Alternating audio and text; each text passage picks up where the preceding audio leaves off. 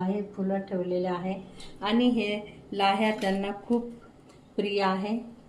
तर ह्या लाह्या त्यांना ठेवलेल्या आहे आणि आघाड्याचा आणि हे दुर्वांची माळा राहते. पण आता मी सिटीमध्ये इथं तेलंगामध्ये राहत असल्यामुळे इथे मला काही ते आघाड्याचे पत्ते भेटले नाही, त्याच्यामुळे मी यांना दुर्वा आणि फुलं चढवते. खूप हे असतो, छान असतो आणि ज्याला कालसर्प दोष राहतो ह्या पूजा केल्याने तो सुद्धा निघून जातं असं म्हणतात. आणि विशेष म्हणजे माहीत आहे की ह्या दिवशी चुलीवर आपण तवा ठेवत नाही, कढई ठेवत नाही, कापत नाही कोणतीही वस्तू. आजच्या दिवशी त्यांना हे बाजूला ठेवावं लागतं.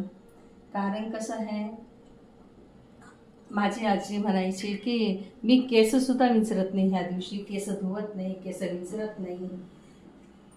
भावाचा उपवास म्हणून मानला जातो, तर भावाचा उपवास म्हणून ह्या दिवशी मी ठेवते. कारण हा भावासाठी उपवास करतात नागपंचमीचा. त्याच्यानं आनंदी राहावं त्याच्यासाठी हा सण साजरा करता. नागापासून आपलं संरक्षण व्हावं.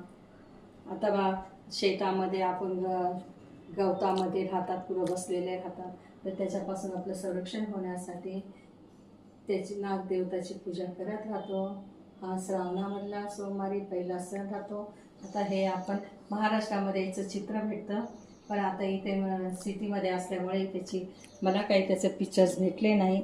त्याच्यामुळे ह्या तांदळाने मी नागिन काढले आहे, त्याचे 2 मुलं काढलेले आहे आणि हे फुलं हळदी कुंकू वाहून, दुर्वा वाहून, कापसाचा त्यांना हार घालून, त्या तुपाचा दिवा लावलेला आहे, लाया ठेवलेल्या आहे, दूध बी ठेवतात आणि हे पाणी ठेवलेलं आहे. हे